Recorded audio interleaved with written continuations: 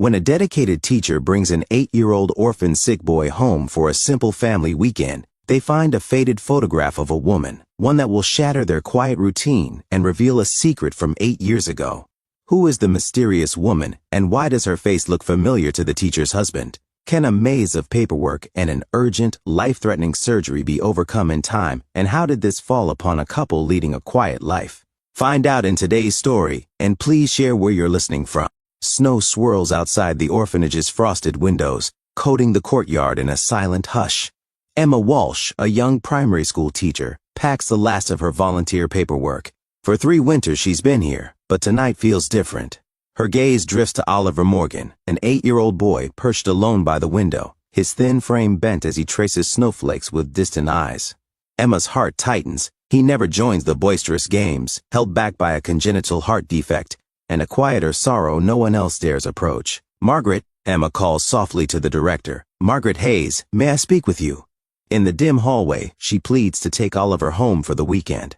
Margaret's brow furrows. She fears the boy's fragility. Yet something in Emma's earnest voice, perhaps her own unspoken longing for motherhood, persuades her. A single signature on a permission slip, and suddenly Oliver's world is about to expand beyond these cold stone walls. 20 minutes later, Emma's aging sedan crunches through fresh snow down winding lanes. In the passenger seat, Oliver tightens his grip on a battered backpack. Every mile seems to stretch his wonder. Streetlights dipped in icicles, the hush of a sleeping town. Emma glances at him in the rearview mirror. For once, words aren't needed. They arrive at a modest brick apartment. Michael Walsh, Emma's husband and a mechanical engineer by trade, stands on the stoop, breath spiraling in the cold air. "Welcome, Oliver," he greets, his warm smile an invitation. Oliver steps forward, tentative yet curious. The door shuts behind them, and Oliver's heart, long confined by hospital routines, stirs with a new rhythm, the beat of possibility. Inside, the apartment glows with soft lamplight. Emma ushers Oliver to the dining table set with steaming bowls of soup and a loaf of crusty bread. Then, like a dream, a slice of homemade apple pie appears. Oliver's eyes widen at the flaky crust and the rich scent of cinnamon. "How do you like it?" Emma asks. He pauses, savoring his first true taste of home. "This is amazing." Every bite seems to knit a fragile thread of belonging. Michael watches quietly, his engineer's mind racing with ways to protect and uplift this boy who treats every simple pleasure as a miracle. Later, Michael leads Oliver to a corner of the living room dominated by glass cases, rows of model airplanes spanning decades, from propeller-driven classics to sleek jets. Oliver's eyes light up like twin searchlights. "That C-76 there," Michael explains gently, lifting the model, and it could carry supplies across continents. "And this MiG-29," he holds out a sleek fighter, tops 2,000 miles per hour. Oliver touches the miniature wings as if testing the smooth paint. "And I want to be a pilot when I grow up." For a moment, Emma sees the boy she met by the window leap beyond his own frailty. In his voice is fierce hope, a belief that the sky might one day welcome him. The next morning, while packing Oliver's few possessions, Michael unzips a pocket in Oliver's worn coat. A faded photograph flutters out, a young woman with sorrowful eyes and a small birthmark above her lip. Michael's breath catches. His heart recognizes her instantly. Catherine Katie Sullivan, the spirited, golden-haired first love he once cherished, the very girl he tore himself away from 8 years ago under relentless family pressure, her image forever etched into his memory and soul. He collapses into a chair, photograph trembling in his hand. Emma rushes to his side. Wordlessly, Michael lays out the miraculous truth. Oliver's eyes, his smile, they mirror Katie's. Could this boy be his son? At breakfast, Emma and Michael sit across from Oliver at the small kitchen table, watching his silent blend of curiosity and apprehension. With tender, steady voices, they share the discovery. His mother, Katie, held him close, soothed him with gentle lullabies even as her health failed, and carried a deep hope that he would one day know his father.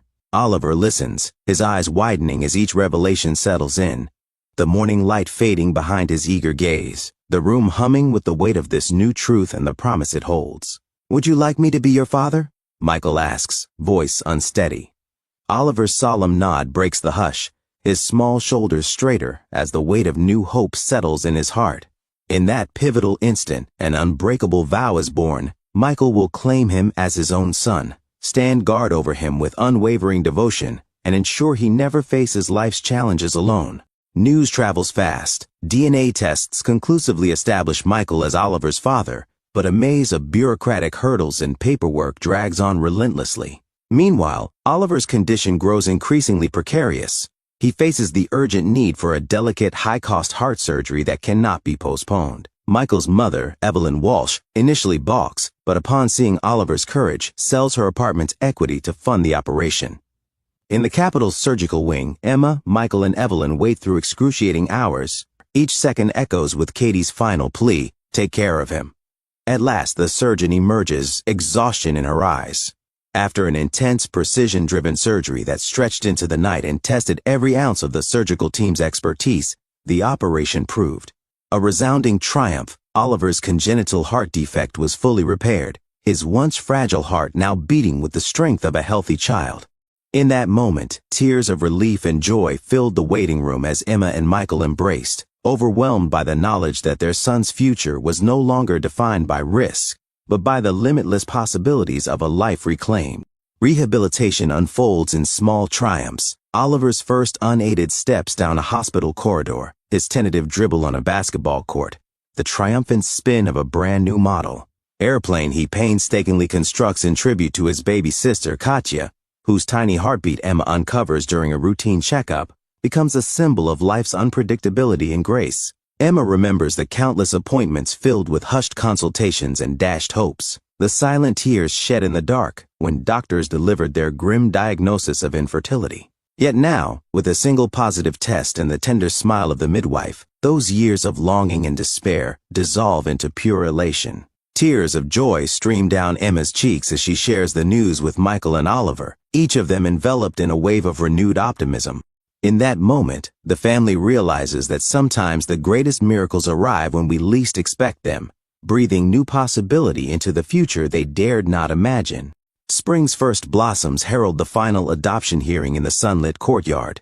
Oliver, now a vigorous, healthy boy whose eyes brim with joy and laughter, proudly stands between Emma and Michael, beaming as they solemnly pledge to welcome him into their family and be his loving parents forevermore. One evening, the family visits Katie Sullivan's peaceful gravesite. Oliver lays a single white rose atop the stone, whispering, "Thank you, Mom, I'm happy now." As petals drift in the breeze, Emma slips an arm around Michael's waist, eyes glistening.